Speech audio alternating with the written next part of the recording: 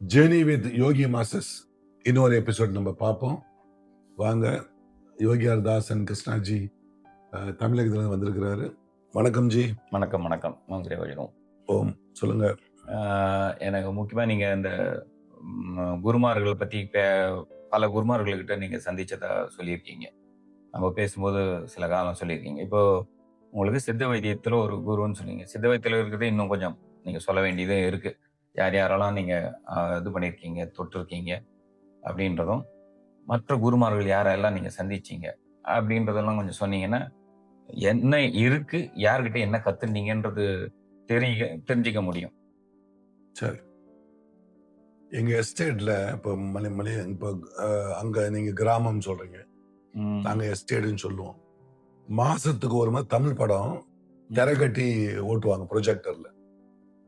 அப்ப நிறைய எம்ஜிஆர் படம், சிவாஜி படம், அப்புறம் நம்ம தென்னகத்து ஜேம்ஸ் பாண்ட், ஜெய்சங்கர்லாம் வந்து ரொம்ப குசியா இருக்கும். ரவிச்சந்திரன் இதெல்லாம். அகத்தியர் படம் போட்டாங்க கோயில் திருவிழா அன்னைக்கு. அவர் படத்தை பார்த்துக்கிட்டு இருக்கோம். எல்லாம் அந்த அந்த இங்க வந்து ஒரு ஒரு ஒரு இது இருக்குங்க, என்னது, உட்கார நாக்காளிக்க. அதை எங்க குடும்பத்தில் உட்காந்து பார்த்துக்கிட்டு இருக்கோம். அகத்தியர் படம் ஓடுது. படம் ஓடுற சமயத்தில் என் கண்ணில் தானா தண்ணி ஊத்து. இல்லைங்க, ஏன்டா அழுகுறேன்னு கேட்குறேன். தெரியலையேன்ற நான். ஒரு ஈர்ப்பு ஒன்று உண்டாயிருச்சு. இந்த அப்படியே ஆழம் பயஞ்சிருச்சு. ஒரு 2 வருஷம் போன உடனே மோட்டார் பைக் ஓட்ட கற்றுக்கிட்ட உடனே இப்போ போயிட்டு தமிழ் புக்கு கடை இருக்கு, அங்கே போய் அகத்தியர் பற்றி தேர்ந்த புக்கு எதுவுமே கிடைக்கல. ஒரு புக்கு உள்ள அகத்தியர் பேர் இருந்துச்சு, தூக்கிட்டு வந்துட்டேன், புக்கை வாங்கிட்டு வந்துட்டேன். அத்தோட அகத்தியரை பற்றி தேடி தேடி ரிசர்ச் பண்ணி அகத்தியர் போட்ட மொத்தம் பாடல் வந்து 2 லட்சம் பாடல். அந்த 2 லட்சம் பாடலும் கிட்டத்தட்ட ஒரு 250 நூலா வெளியே வந்திருக்கு. அவ்வளவு நூல் வச்சிருக்கேன் நான் கலெக்ஷன் பண்ணி. நான் பலவிதமான சங்கங்கள்ல போயிட்டேன். நிலைச்சாலை என்னென்ன சங்கம் இருக்கோ அத்தனை சங்கத்திலையும் போய் அங்க பாக்குறது, இங்க தேர்த்து, எங்கேயுமே ஈர்ப்பு இல்லை. ஒரு மனிதனுடைய அந்த வாழ்க்கை புனரபி ஜனனம் புனரபி மரணம் சொல்றோமா இல்லையா, அந்த வாழ்க்கையில யோக தேடல்னு ஒண்ணு வந்துருச்சுன்னா அதுல கண்டிப்பா விட்ட குறை தொட்ட குறைன்னு ஒண்ணு இருக்கும் பாருங்க. உண்மை. செட்டியார் கோயில் இப்போ தண்டாயுதபாணி கோயில்ல யோகியர் வந்து உட்கார்றாரு. மாதவன், எங்க எஸ்டேட்ல உள்ள மாதவன், அவர் குஞ்சம் அவங்க அப்பா பேரு. அவர் வந்து மலையாளி. யோகியர் வந்திருக்காரு வான். அவர் தான் எனக்கு முதல் யோகாசனம் சொல்லி கொடுத்தாரு. யோகியரோட சீனியர் ஸ்டூடெண்ட் அவர். அவர் கூப்பிட்டாரு. நான் லேட்டா போயிட்டேன். அவர் தெரியுமில்ல, ரொம்ப டிசிப்ளினால லேட்டா போனா சேர்க்க மாட்டார். முடி நீட்டா வச்சிருப்பார். முடியில ஒரு சைட்ல வந்து கொண்ட பின்னி இந்த காலு மிஞ்சி கட்டி வச்சிருப்பா. அதுல இந்த ஃபுட்பால் இருக்கிற மாதிரி அடிக்கிறதுக்கு அந்த மாதிரி பேர்லாம் பண்ணுவார். சேர்க்கலன்னு எனக்கு கோவம் ரொம்ப வந்துருச்சு. எல்லாம் முதல் கிளாஸ் ஆசை கிளாஸ் போட்டு உட்காந்து இருக்காங்க. கல்லு வச்சுக்கிட்டேன் கையில, மண்டே உடைக்கலான்னு சொல்லிட்டு. அவ்வளவு கோவம். அந்த சிறு வயது. ஆமா. உட்காந்து அவரு பேச பேச பேச கையில கல்லு தானா கீழே வந்துருச்சு. என்னுடைய தேடல் இங்கதான். கிளாஸ் முடிஞ்சோடனே போய் காலில் தொட்டு கும்பிட்டுட்டு அதுக்கப்புறம் வீட்டுக்கு வந்து தூங்க முடியும். அவரு நினைப்பு, பாபாஜி நான் யாரு? ஏன்னா அவர் தான் பாபாஜி பத்தி கலைப்பட்டாரு. பாபாஜி ஆட்ட படிச்சாரு, போகட்ட படிச்சாரு. போகர் எனக்கு தெரியும் ஓரளவுக்கு. அவர் நூல்லாம் படிச்சிருக்காரு. அகத்தியர் சொல்ல தேவையே இல்லை. இப்ப பாபாஜி வந்திருக்காரு. இவர் யாரு? போய் நூல் தானே, நூல் கிடையாது, ஒரு நூல் கிடையாது. அப்புறம் காத்திருந்த அடுத்த வருஷம் அதே கோயில் எனக்கு முதல் தீட்சை எனக்கு வந்துச்சு. 26 வயசுல எனக்கு. அப்ப 25 வயசுல தீட்சை, 3 மணி வெடிகாலையில. அப்போ ஒரு சின்ன இன்ஃபர்மேஷன் நாங்கள் சொல்லிடுறேன். மலேசியாவை பொறுத்த வரைக்கும், இப்போவை பொறுத்த வரைக்கும் தமிழர் மட்டும் போய் அவர்கிட்ட படிக்கல, சீனர்கள் நிறைய படிச்சாங்க.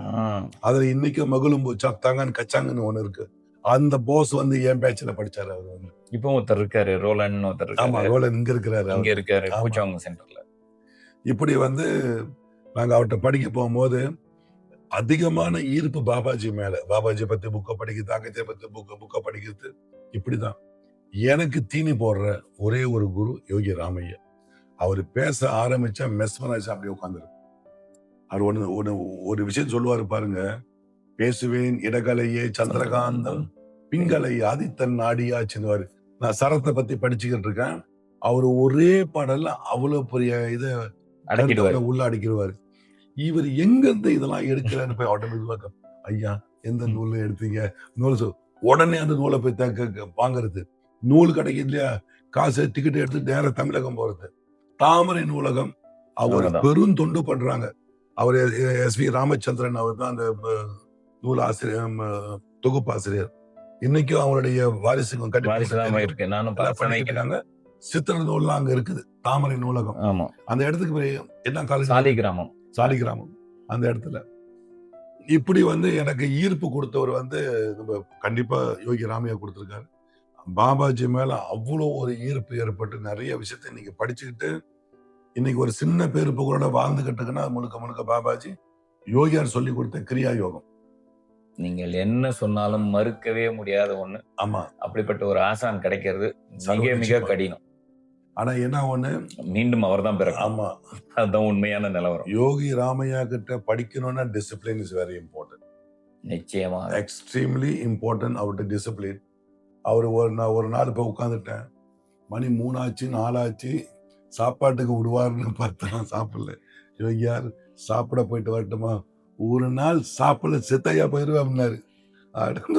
அவர் உபதேசம் ஆரம்பிக்கும் போது முதல்ல ஒரு வார்த்தை சொல்லுவார், நல்ல கவனிங்கய்யா, சாப்பாடும் தூக்கமும் மறந்தவனுக்கு தான் என் யோகம். ஆமா, அதனால இதற்கெல்லாம் தயார்னா மட்டும் இந்த விண்ணப்பத்தால பூர்த்தி செய்யுங்க, இல்லைன்னா இப்படியே கிளம்பிடுங்க அப்படின்னு.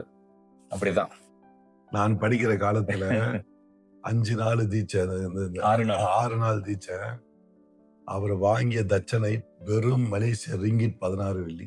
அதேதான் இங்க இந்தியால 16 ரூபாய். 16 வெள்ளி நானும் வாங்கினாரு. அப்படித்தான் கொடுத்தேன். அந்த டிக்கெட்டு திரும்ப போறதுக்கு காசு இருக்காது, டொனேஷன் கேட்பாரு. அப்ப இந்த ம். பெரிய பெரிய ஆள்லாம் கொடுப்பாங்க டொனேஷன். இப்ப நாங்களாம் சின்ன ம். சம்பளத்துக்காரவங்கள என்னடா முடிஞ்சு நாங்க வந்து டொனேஷன் கொடுப்போம். முதல் கிளாஸே விடிகாலைல 3 மணிக்கு பிரம்மபுத்திர ஆரம்பிப்பார். நான் ஏற்கனவே நம்ம பேசியிருக்கோம். ஆமா, 3:01 வந்தாலும் அனுமதி கிடையாது. முடியாது, அனுமதி கிடையாது.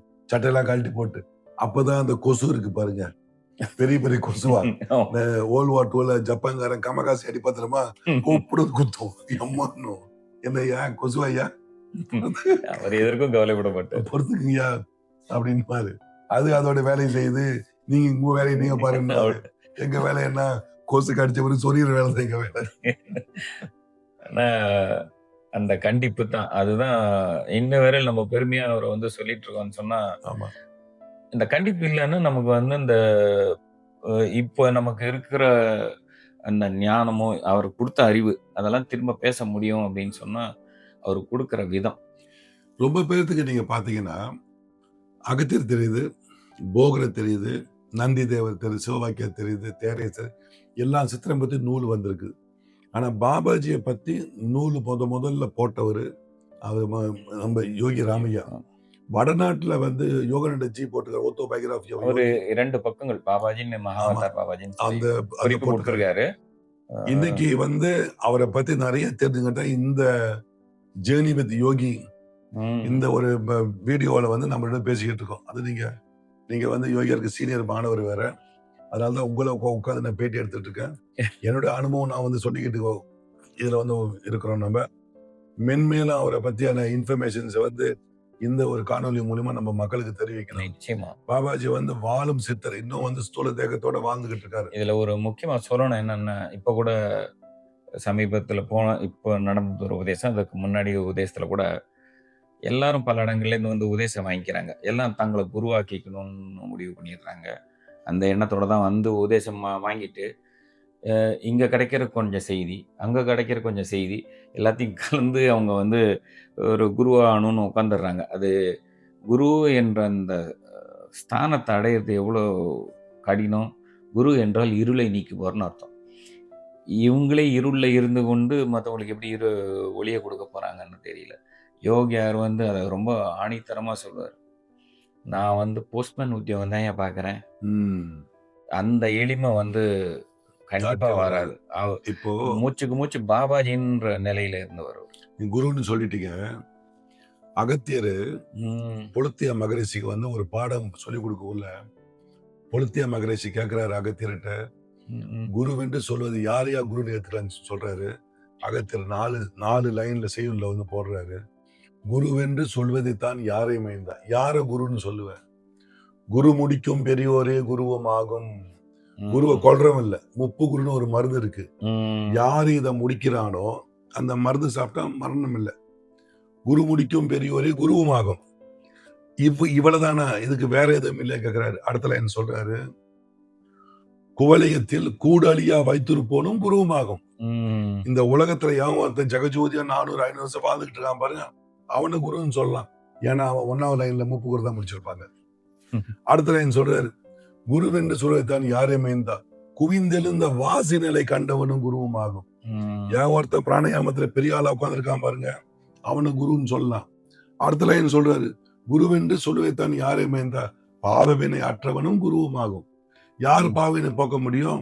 நவகிரத்தை எவன் ஒருத்தன் கற்றானோ இல்ல அதன் தப்பிக்கிறான் அவன் குரு. அப்ப பேக் டு 1, அவன் முப்பு குரு முடிச்சிருக்கணும். ஏன்னா பாவமே இல்லாம வந்திருக்கணும். இந்த 4 ஸ்டேஜ்ல உள்ளவன் தான் குரு. சாப்பிட்றவன், போனவன், வந்தவனும் இன்னைக்கு குரு. இந்த இடத்துல இந்த ஒரு பாடலை சொல்ல விரும்புறேன். யார் குருன்னு சொல்லி நீங்க ஒரு சொன்னீங்க. இதுல இவருடைய சித்திர பாடல்கள்ல ஒரு இடத்துல வரும், ஆசானும் ஈசானும் ஒன்றேயாகும், அவன் அவளும் ஒன்றாகும், அதுதானா ஆகும், பேசாத மந்திரமும் இதுவேயா ஆகும், பேரொளியின் வடிவாகும், பேருமா ஆகும், நேசாரும் கலைகளெல்லாம் தானேயாகும், நிலையான ஓங்கார பீடமா ஆகும், ஈசனை ஆசானாய் காணும் பேர்க்கிங்கு இன்பமுடன் கைலாயம் எய்தலாமே அப்படின்னாரு. ஆசானும் ஈசானும், ஈசனே ஆசானா நமக்கு வந்திருக்காரு. அவன் அவளும், சிவனும் சக்தியும் அவர்தான். அவன் அவளும் ஒன்றாகும், அதுதான் ஆகும், பேசாத மந்திரமும் விவேகம். குருவை பிடிச்சுன்னா எல்லாமே கிடைச்சிடும். பேரொளியின் வடிவாகும், பேருமாகும், நேசாரும் கலைகள் எல்லாம் தானே, நம்ம விரும்பின கலையெல்லாம் தானாவே வரும். குருவை பிடிச்சிருந்தா நமக்கு எல்லா ஞானமும் ஈஸியா கிடைச்சிடும். நேசாரும் கலைகள் எல்லாம் தானேயாகும், நிலையான ஓங்கார பீடமாகும். உலகமே அதுல தானே இருக்கு, அந்த அதிர்வலையில தான் இருக்கு. கண்டிப்பா நிலையான ஓங்கார பீடமாகும், ஈசனை ஆசானாய் காணும் பேர்க்கிங்கு இன்பமுடன் கைலாயம் எய்தலாமே அப்படின்னு பாடியிருக்காங்க. சிறப்பு சிறப்பு சிறப்பு. இவ்வளவு இருக்கு. நம்ம அடுத்த எபிசோட்ல நம்ம நிச்சயம் மீண்டும் சந்திப்போம். நீங்க பேச ஆரம்பிச்ச உடனே குற்றால அருவியில கீழே உட்காந்துருக்கிற மாதிரி இருக்கு. அது பாட்டுக்கு வந்துகிட்டே நிக்குது. இதுக்கு ரொம்ப பெருமை என்ன தெரியுமா? இன்னைக்கு சித்தர் பாடல்கள் நினைவுறுத்தி பேச முடியும் அப்படின்னு சொன்னா முழு காரணம் யோகி ராமையா அவர்கள் தான். குருநாதருக்கு மிஞ்சி நிச்சயமா ஒண்ணு இல்லை. அவர் அதை பத்தி நம்ம அடுத்த இதுல பேசுவோம், அவர் எப்படி அதை சொன்னாருன்னு. அடுத்த எபிசோட்ல சந்திப்போம். நன்றி, வணக்கம்.